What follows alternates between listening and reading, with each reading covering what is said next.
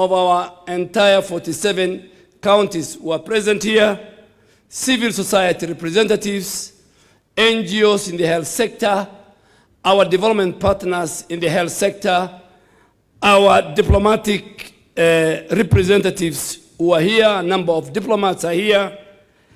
Your Excellency, the heads of health agencies, health workers, citizens who are here this morning, allow me to welcome you and every delegate to the Kenya Health Summit 2026. This is the largest gathering, Your Excellency, of Kenya's health sector ever convened in this republic, and it is fitting that it takes place under the theme that is a statement of fact rather than a wish. Reform delivered, health as a right. Your Excellency, in August of 2022, the people of Kenya were offered a choice. They were not offered slogans. They were offered a plan, written down, published, in which universal health coverage stood as one of the 5 pillars of our national transformation. Kenyans read that plan and they give it their mandate by electing you as their 5th president. 4 years later, we have come to this hall to do something that is rare in the politics of our country and in our region. We have come to place that plan side by side with a record and to invite the whole country to compare the two. And I want to say something about why this was possible, because it is not a technical story we want to say. It's also a political one. Every government that has ever governed Kenya knew what was wrong with our healthcare system. The diagnosis was never a secret, but it is set in reports. It was found in commissions. It was found in expert panels, in the exit notes of the departing officials, including presidents. But what was missing was also never the analysis. What was missing was a head of state willing to spend the political capital. Your Excellency, in the first year of your administration, you chose to retire an institution that has served this country for nearly 6 decades, that employed thousands, that had a constituency of its own, that has defeated the reforming intentions of every government before you. You were advised, and I know because some time is set in those meetings, and it could have been safer for you to amend, it could have been safer for you to postpone, or to pilot the way some of your predecessors have done, or to appoint yet another task force. You declined all those offers. You went to Parliament as our president, and you asked for the 4 new laws. And that's why the Speaker of the National Assembly and the Committees of Health are here. And when the transition proved difficult, as deep reforms always do, you did not retreat into silence. You went out and explained it publicly in every county in this republic. And that's why we are here today. Not because the Minister of Health is clever, but because this reform had a political ownership at the very top, sustained for 4 years, and the technical machinery built deliberately underneath. Your Excellency, you will shortly place before this nation, is not my duty, the full account of universal health coverage, known as Taifa Care. You'll tell the country the coverage we have done. You'll tell the country the contribution, the payments, and the outcome. And allow me, therefore, Your Excellency, to report to this summit on 3 matters that fall directly to this ministry and which determine whether any of that money ever becomes care, the medicines, the equipment, and the people. Your Excellency, a health system on health commodity security. A health system is only as credible as the medicine on its shelves. When this administration came into office, the national order fill rate at Kenya Medical Supplies Authority stood at 35%. In plain language, a facility that ordered 10 essential commodities received fewer than 4. Today, that rate stands at 95%. We restored the authority's balance sheet by recapitalizing KEMSA through 10 billion shilling credit facility arranged with one of our commercial financial institutions. And we did that because there's no supply chain in the world that functions without working capital. We have operationalized the Embakasi Supply Chain Center, and we have strengthened our regional distribution hubs in Kisumu and Mombasa. And we have moved the entire chain from paper to platform. Your Excellency, today KEMSA supplies more than 11,400 health facilities, and 54% of everything it distributes goes to primary health care at level 2 and level 3, the dispensaries and the health centers, where most Kenyans seek care. What this means for an ordinary Kenyan, Your Excellency, is very simple. The mother who walks to a dispensary with a prescription in her hand now finds the medicine at the end of the queue, and not a referral to a chemist she cannot afford. On National Equipment Support Program, equipment, Your Excellency, because a clinician without a diagnostic is a clinician guessing. Under the National Equipment Support Program that you introduced as one of the key pillars of universal health coverage, as of 30th July 2026, we have installed medical equipment valued at 9.68 billion shillings in 251 health facilities across our 44 counties, showing 239 county facilities and 8 national facilities. Let me be very specific about what that means at the bedside. It means 36 CT scans, it means 2 MRI machines, it means 52 digital X-rays, and it means 72 ultrasound machines that have been provided. Consider what that changes. Not long ago, a Kenyan who needed a CT scan had 2 options: travel to Nairobi or go without a diagnosis. Today, that equipment is available in the great majority of our counties, and it's paid for by Taifa Care, not by the national government and not by our county governments. Over the last 4 years, this government has deployed 24,573 healthcare interns to all the 47 counties, Your Excellency, at an investment of 19 billion shillings. An annual placement has risen from 3,373 in the financial year 2022-2023 to 6,800 in 2026, nearly doubling the single admission for our young graduates from our colleges. This has allowed young Kenyans who for 4 years ago could have completed their training and go home to wait, get a placement.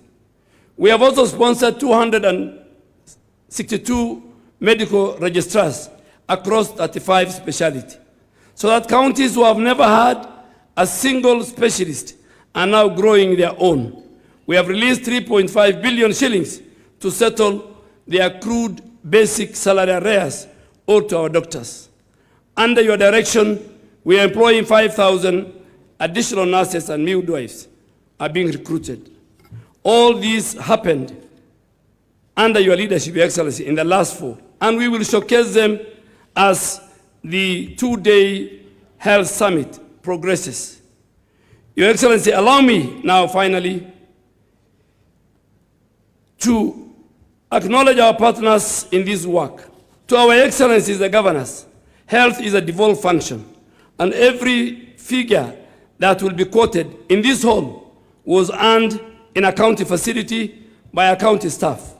This reform has been a genuine partnership between the two levels of government, and I want to thank our governors for that. To our development partners who have stood with us, Kenya, through a very difficult period of global health financing, thank you for the confidence you have shown in our healthcare system. To our private and faith-based providers, our professional bodies, our unions, you are inside this system, not outside. And this reform is stronger for your involvement. And to the Kenyan healthcare workers who are here and those who are listening to us, who are the reason any of this, who are the reasons that a patient reaches them at any time. This government sees you. Tomorrow, this summit devotes an entire plenary to your future. Over the next 2 days, Your Excellency, we will do an examination of our healthcare financing, primary health care and community health, human resource for health, health products and technologies, health security, digitization of the healthcare system, and our specialized and referral services. Her Excellency, the First Lady, will do a session tomorrow on maternal and newborn health at the plenary. We will close, we'll have the Deputy President who will run another plenary tomorrow afternoon before we have a joint plenary where we want to listen to the people of Kenya, and His Excellency the President, as a listening leader, will be sitting in that forum. Your Excellency, just to conclude, tonight we have the Town Hall Health Summit. And we want to answer all the questions. We want to answer all the questions concerning the healthcare system in Kenya. We want to answer all the fake headlines. For 4 hours. Because as I said, we had a plan, and now we are presenting the record so that the people of Kenya can compare what we promised, what we planned, and what we have delivered as of now. To Your Excellency, and more important, is in that healthcare at a Health Summit Town Hall tonight, we will have testimonials from the stakeholders, what our unions see in terms of healthcare workforce reform. Our patients, professional associations like Kenya Medical Association and many others. Our governors will be there. The entire leadership of the counties will be there. But Your Excellency, just to answer some of the basic questions that we have been asked, is that the architecture of universal health coverage, at the bottom is a primary health care, which is fully funded by your government. 27 billion in the last 2 financial years. 19 billion in this financial year. Why do we invest in primary health care? We invest in primary health care because 70% of the disease burden in our country is at the primary health care. And Your Excellency, with those many remarks, it's my honor and duty to invite the Speaker of the National Assembly to come and give us remarks on the role of the legislature in the delivery of healthcare system in our country.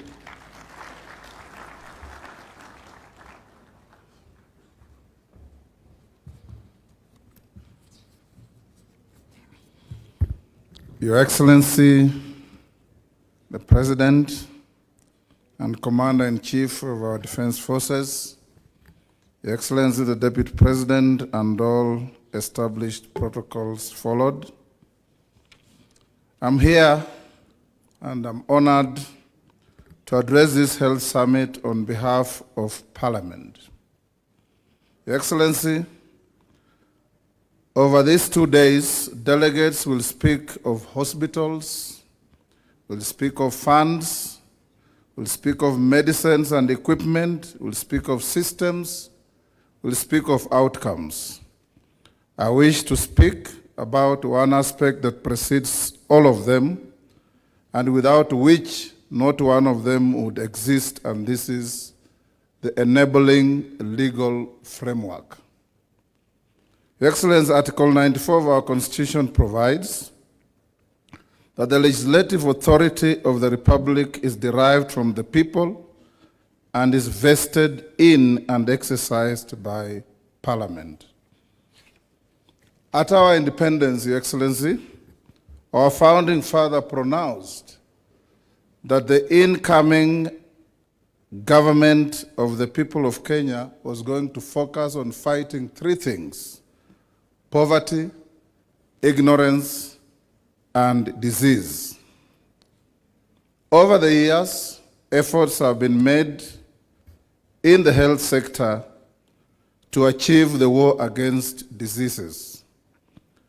In 1966, the National Health Insurance Fund was founded, and later in 1998, it was cemented into an act of Parliament as NHIF, primarily to provide for medical cover for formal and informal sectors.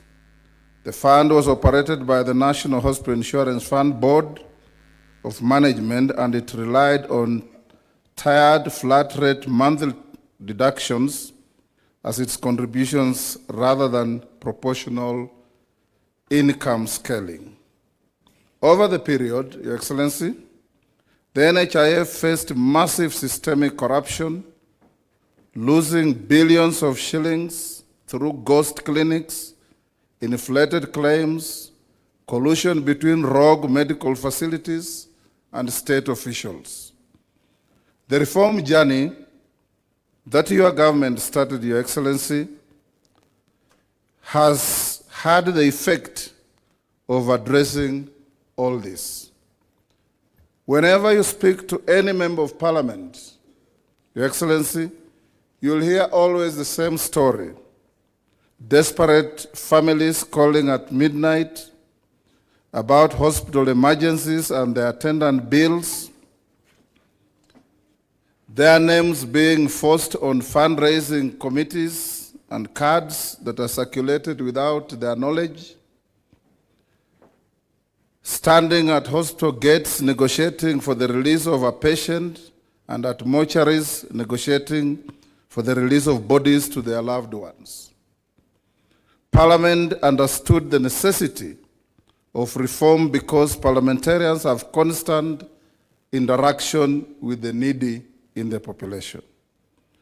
The Departmental Committee on Health in the 12th Parliament had recommended, as it exited on the 8th of June 2022, that its successor should establish a facility improvement fund for county public health facilities.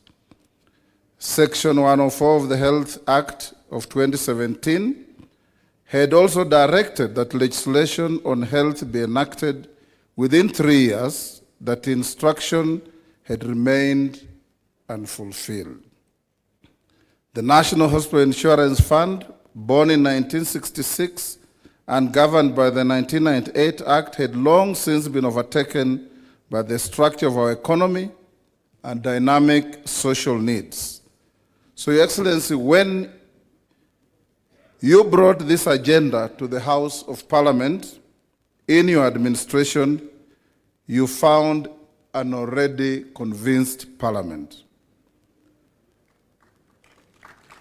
Parliament had been waiting for the executive to act, and it took courage from 1963. All successive governments had made half-hearted attempts to achieve what we now have in our country.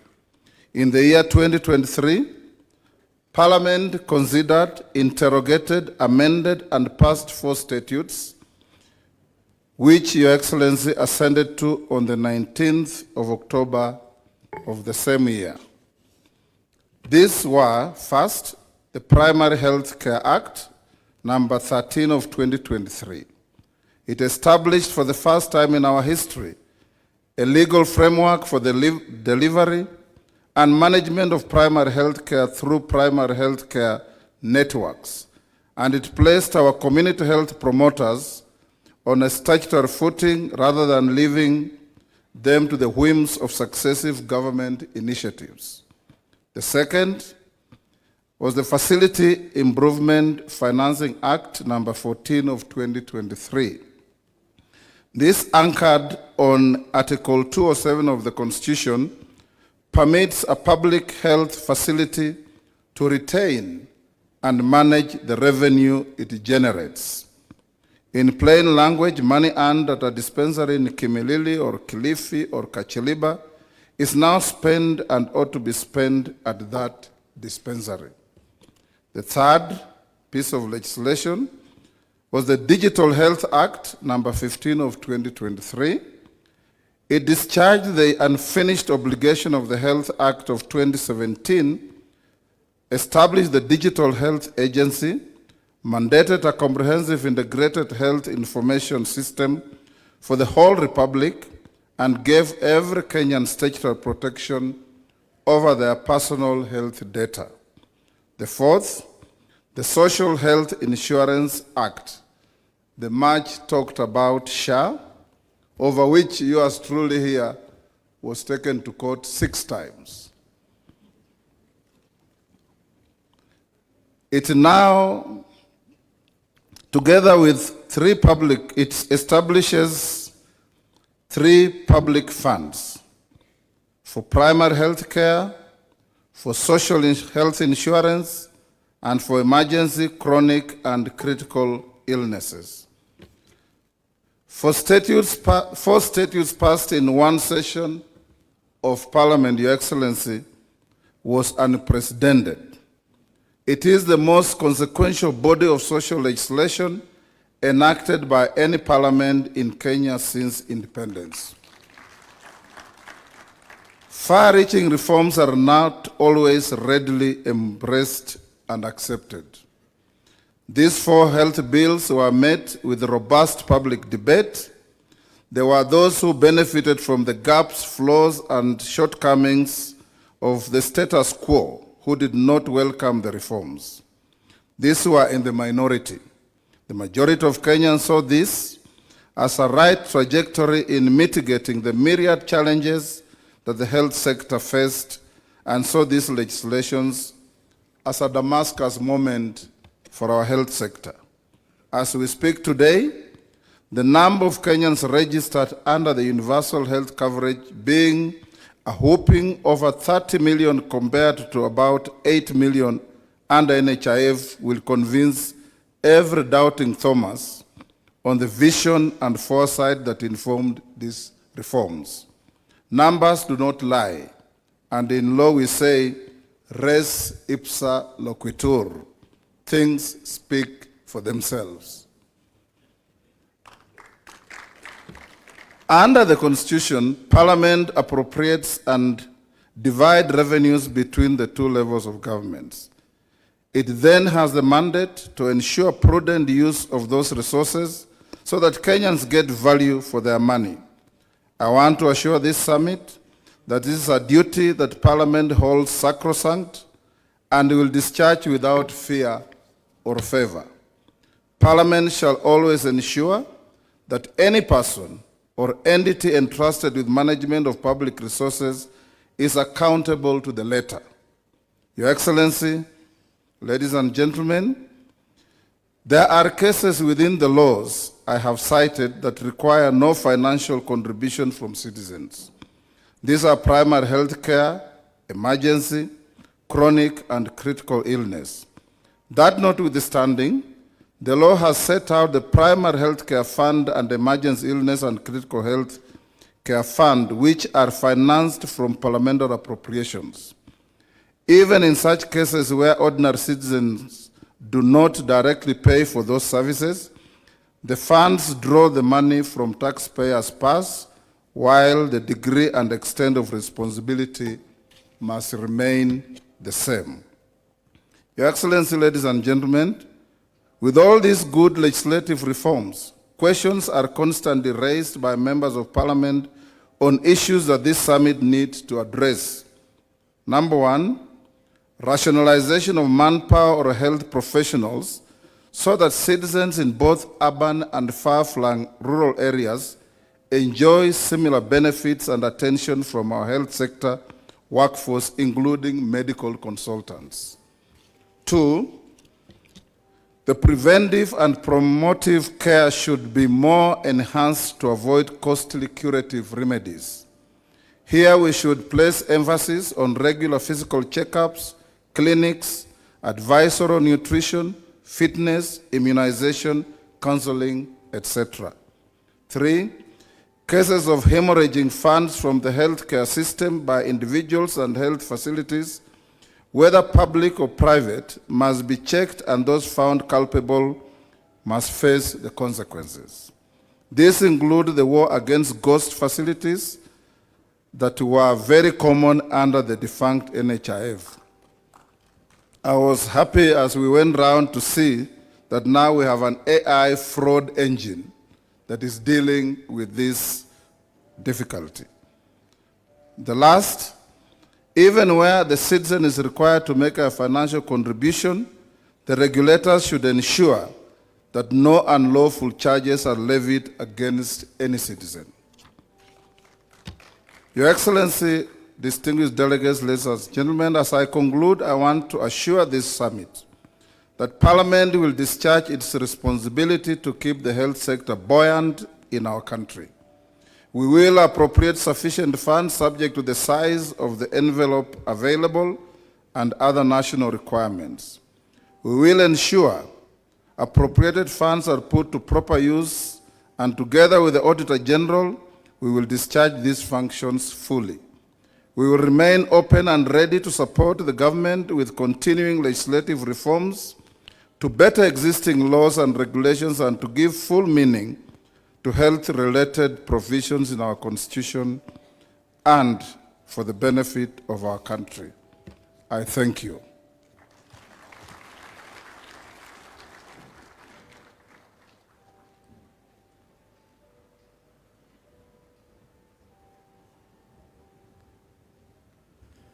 Your Excellency, distinguished delegates, now it's my honor and duty to invite the Prime Cabinet Secretary to take the program from here.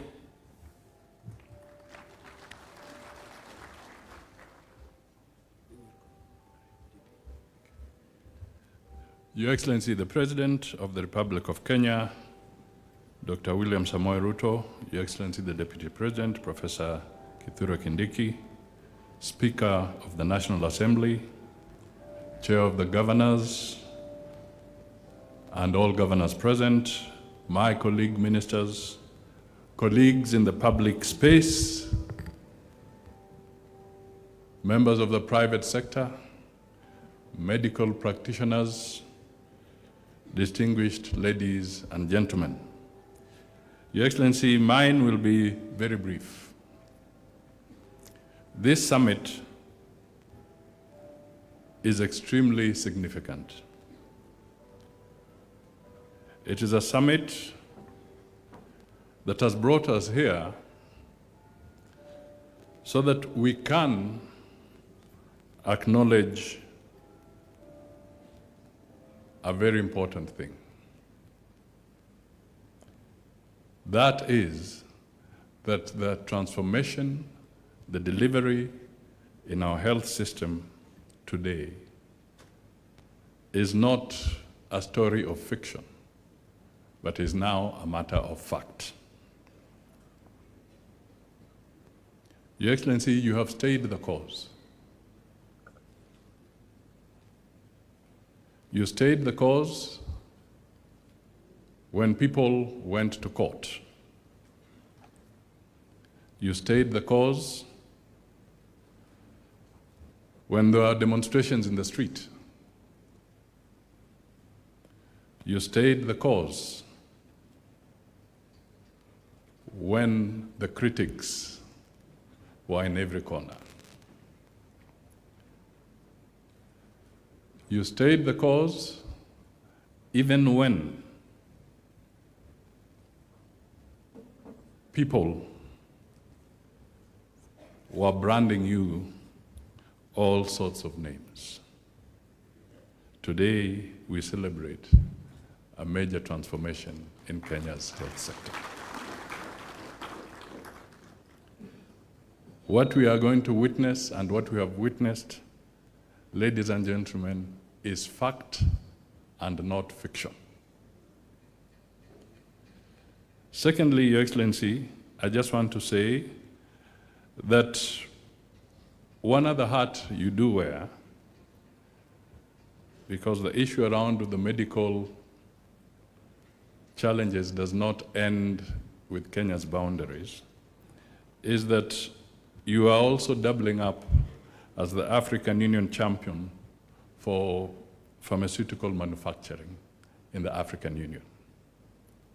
Again, a journey that moves beyond Kenya's boundaries to the continental realm, where you have to aggressively support and help transform matters medical on the African continent.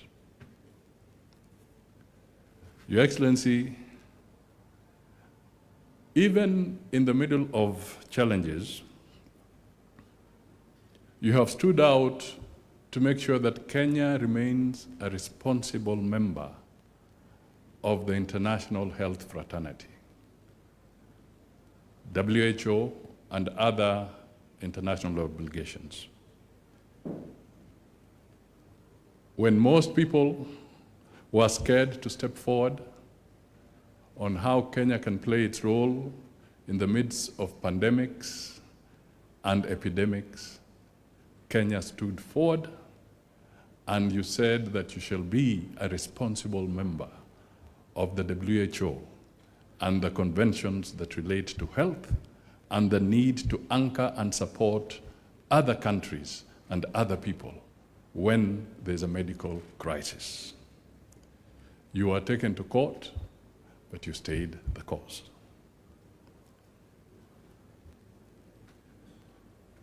Your Excellency, Kenya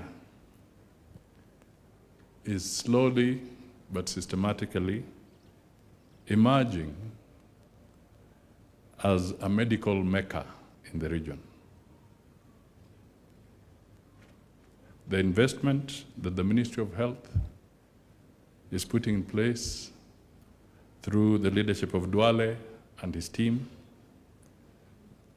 the forthrightness, the consistency you have put forward on matters health is systematically and surely transforming Kenya into a medical hub in the region, and that is something that we all need to cultivate and be proud of. Finally, Your Excellency, Kenya Kwanza, the nation first, the citizens first. Your message around the health sector is clearly a very, very critical plank and message that you will have nothing stopping you as long as you are focused on making the citizen come first in this country. We salute you. We also recognize that this is another classic example of perfect partnership between the national government and the county governments. This is a devolved function, but it is a partnership between the national government and the county government. I'm emphasizing this, Your Excellency, because there are times when you say that you want a partnership about other things between the national government and the county government, people proceed to court, forgetting that even what we are doing is a partnership between the national government and the county government. The two levels of government must work together all the time. Let me end by recognizing members of the diplomatic corps who are present. Those of you in the room, please just rise so that we can acknowledge you. I'll not attempt to go by name or country, but thank you so much. Most of you are not just diplomats here, but you're also partners in this journey. Thank you so much for being present. It is now my honor to invite the Deputy President, Professor Kithure Kindiki, to come and make his remarks and invite His Excellency the President.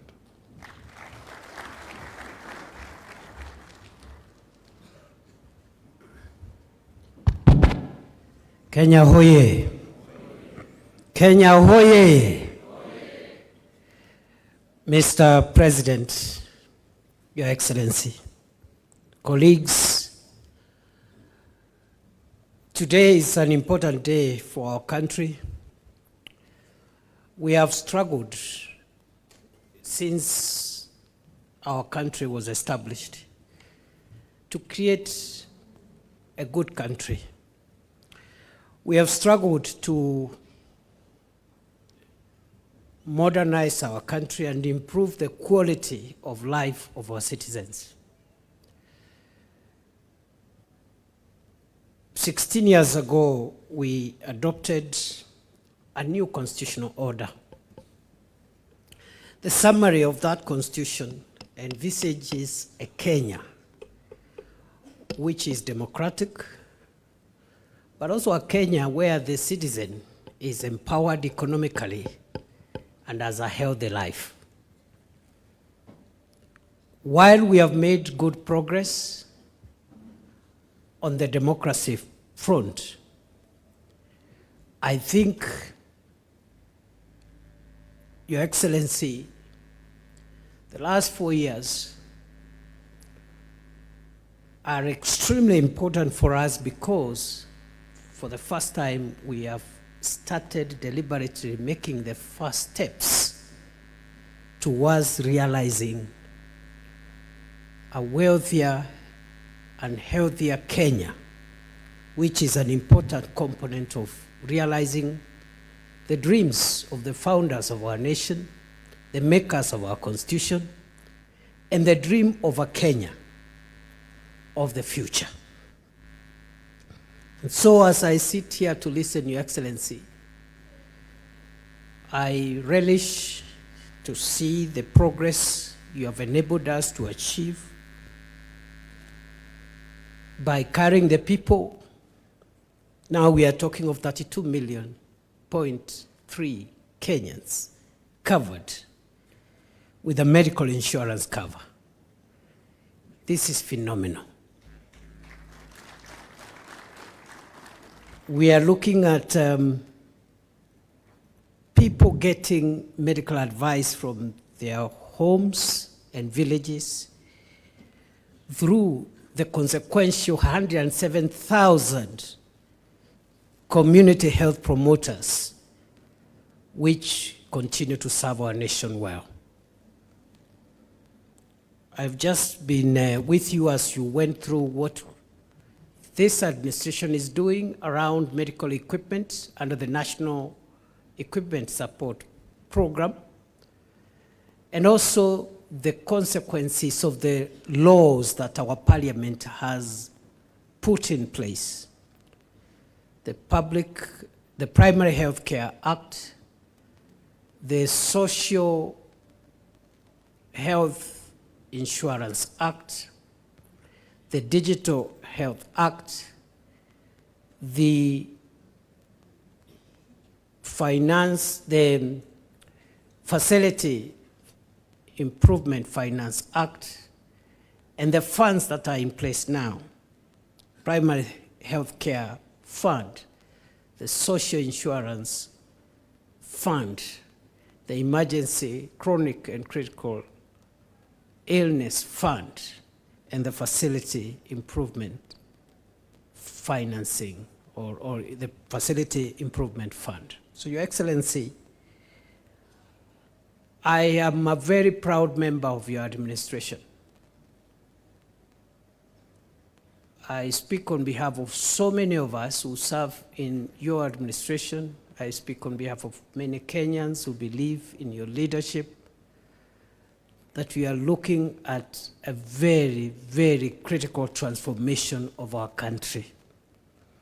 And we can look at the people of Kenya in the eye and tell them, this government has lived to its promise and commitment to pull the people of Kenya from disease and to create a healthier country which can be the engine for the economic and developmental future of our country. Naomba kwa heshima wenzangu, tusimame, tushangilie Mheshimiwa Rais akuja atuongeleshe. Rais Ruto ni fire si fire. Karibu Mheshimiwa Rais.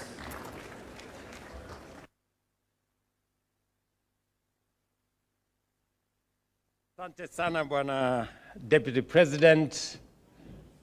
Huyu Deputy President ni fire si fire. Tafadhali tuketi, asanteni sana. Thank you very much. Let's take our seats. Distinguished guests, ladies and gentlemen, there are promises governments make because they are popular.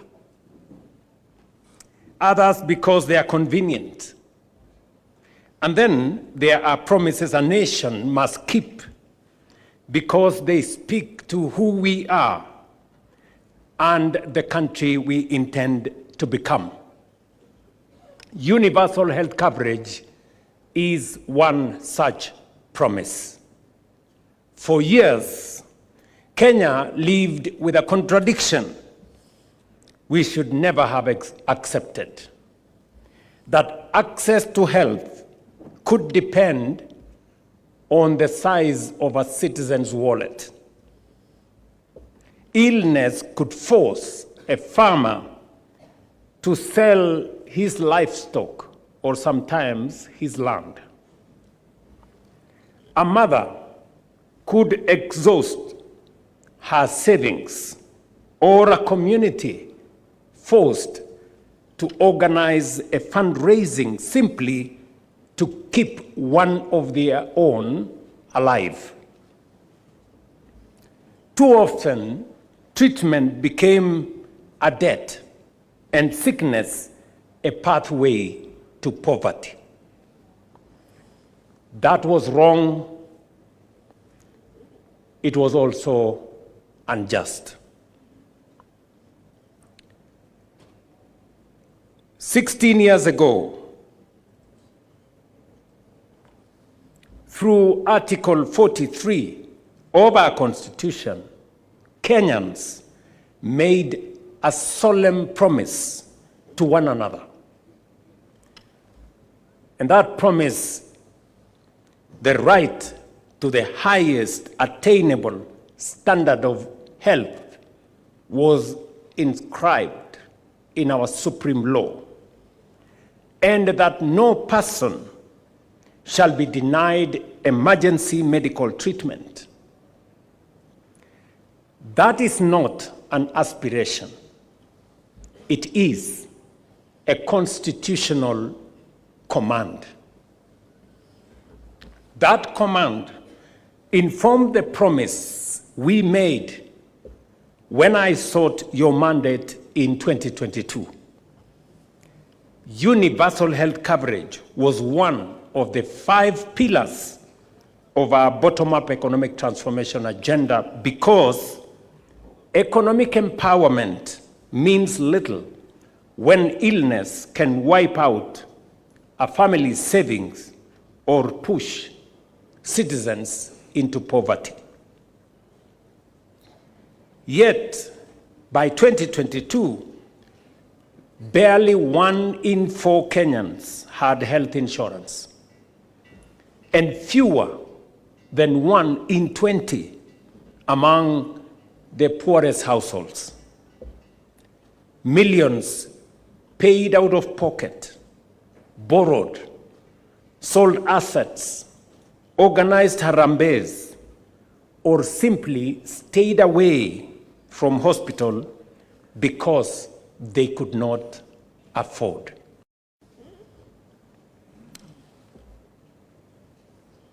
Kenyans were spending an estimated 150 billion out of pocket every year on healthcare. The problem went beyond financing. KEMSA's order fill rate had fallen to roughly 40%. Medicines were often unavailable. Records remained paper-based. Claims moved very slowly, and facilities struggled for resources, while emergency care remained fragmented without a coordinated national response.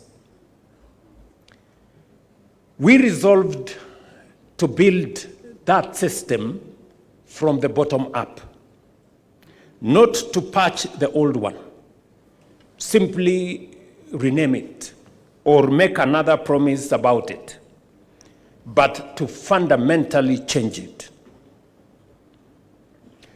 On the 19th of October 2023, I signed 4 landmark laws that created the legal architecture for universal health coverage that replaced the NHIF Act.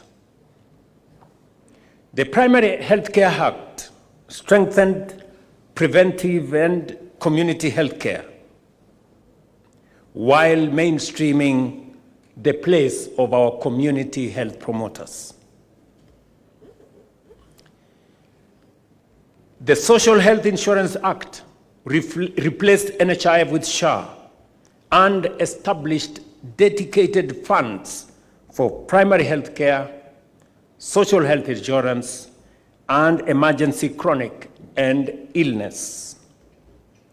The Digital Health Act established an integrated digital health system, and the Facilities Improvement Financing Act enabled public health facilities to retain and reinvest their revenues. Together, they transformed our healthcare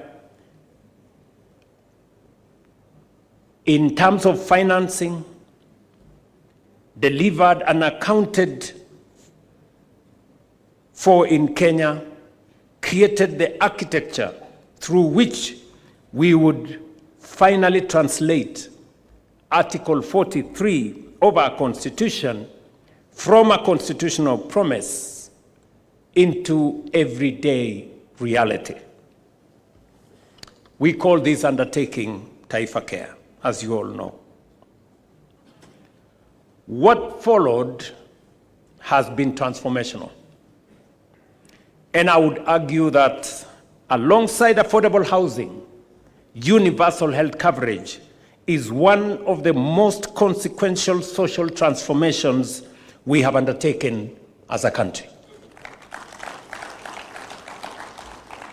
This achievement belongs, above all, to the people of Kenya. It is through your contributions, your taxes, and your participation that we have been able to make possible what our country has aspired for generations. Kwa hivyo, Taifa Care sio kwa wananchi. Ni mfumo ambao Wakenya wenyewe wamejijengea kupitia kwa mchango wao wa mawazo, mchango wao wa pesa, na kwa ushirikiano ya Wakenya wote. I consider it one of the greatest privileges of my public service to have been entrusted in our time with helping turn that national aspiration into reality. Across the country today, 107,800 community health promoters are going from household to household, equipped with smartphones and essential kits to find illness before illness becomes a catastrophe, to register households, educate families, screen for disease, monitor mothers and children, identify danger early, and connect families to facilities. More than 9 million households have been reached by our community health promoters, and over 750,000 people have been referred for treatment. For the first time, we have built a nationwide health network whose first point of contact is not necessarily a hospital bed, but the doorsteps of a Kenyan home. We are reversing the old logic of waiting for people to fall sick, finding hypertension before stroke, diabetes before complication, a high-risk pregnancy before the emergency, and disease before disaster. The national government continues to match county government contribution to CHP or community health promoters stipends shilling by shilling. From this level, further care, the next part of the journey begins. Through the Primary Health Care Fund, eligible services at level 2 and 3 dispensaries and some level 4 health centers are financed by government. So far, the fund has received 27.4 billion shillings in budgetary allocation and disbursed 23.3 billion to support more than 20 million outpatient visits, benefiting over 15 million Kenyans. As we said, walk in, receive treatment, walk out, just as we promised. And I want to commend facilities, both public and private and faith-based, for working with us on this endeavor. This is a fundamental shift. Prevent what we can, detect what we cannot prevent, treat early what we detect, and refer efficiently what requires specialized treatment. And when a Kenyan requires admission, surgery, or specialized treatment, the Social Health Insurance Fund provides the next level of protection, built on the principle that everyone should contribute according to their means and their ability, but no one should be denied care merely because they cannot afford it. That is why the government of Kenya has sponsored nearly 560,000 vulnerable households, covering approximately 2.2 million Kenyans, while Lipa Sha Pole Pole enables families in the informal economy to contribute progressively according to their circumstances and means. Today, 32.3 million Kenyans are registered with the Social Health Authority. 8 million have received treatment, more than 1.5 million mothers have been supported to deliver safely, and more than 500,000 surgical procedures have been supported and paid for. These are significant numbers, statistics, as some would say, but behind every number is a human being, an anxious patient, a worried parent, a frightened child, a health worker doing everything possible, and for a life to be restored or saved. Consider, for example, the case of Lydia, an 18-year-old student, and her mother, Naomi Mutendwa Kilunda. When Naomi's assistant chief encouraged her to register with SHA, she enrolled and listed her children as dependents, as is required. She could not have known then how much that decision would matter. Lydia later developed severe breast overgrowth that affected her mobility, her confidence, and her life as a teenage girl. She required specialized surgery at Kenyatta National Hospital costing $168,000, a bill her mother could scarcely have afforded. But because Lydia was covered, her surgery was paid for, and so was her recovery. Today, she is back in school, preparing for her Form 4 examinations. Or consider Christine Awino Onyango, a 42-year-old widow from Kisumu County, diagnosed with stage 2 esophageal cancer.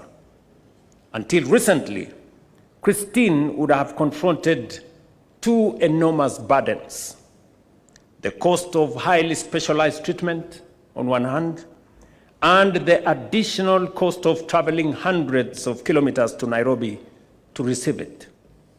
Instead, she received specialized care at Jaramogi Oginga Odinga Teaching and Referral Hospital, including surgery, intensive care, and post-operative management. Her medical bill exceeded $250,000, yet her annual SHA contribution was only $7,000. Her bill was paid by SHA. So, when people ask, what happened to the bottom-up promise, to the mama mboga, the border guy, the farmer, and the ordinary working Kenyan? I say this to them: look at Christine, look at Lydia, and consider the millions of Kenyans who can now walk into a health facility and receive care. What could be more bottom-up than that? That is the transformation we promised. It is the transformation we have delivered. But the journey does not stop there.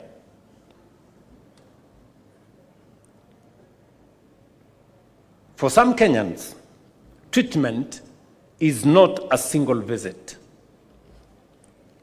or an admission, or a procedure. Cancer, kidney disease, and other chronic and critical conditions can require care for months or years, with costs capable of overwhelming a family and their entire savings. That is where the next layer of protection comes in: the Emergency, Chronic, and Critical Illness Fund, established to ensure that prolonged or critical illness does not become a sentence to financial ruin.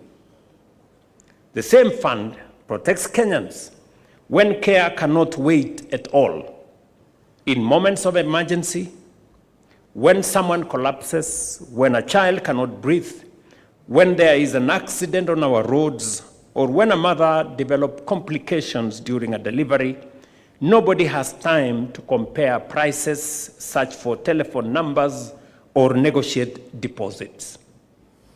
That is why earlier this month, we launched the SHA 922 Lifeline and National Ambulance Dispatch Center. A free call connects a person in distress to emergency care with evacuation and the first 24 hours of stabilization covered whether or not the patient is registered with SHA. No deposit, no guarantee, no relative running around one office to another looking for money while a life hangs in a balance. And this is because Article 43 of our Constitution does not say emergency care is available only to those who can afford it. It says, no person shall be denied emergency medical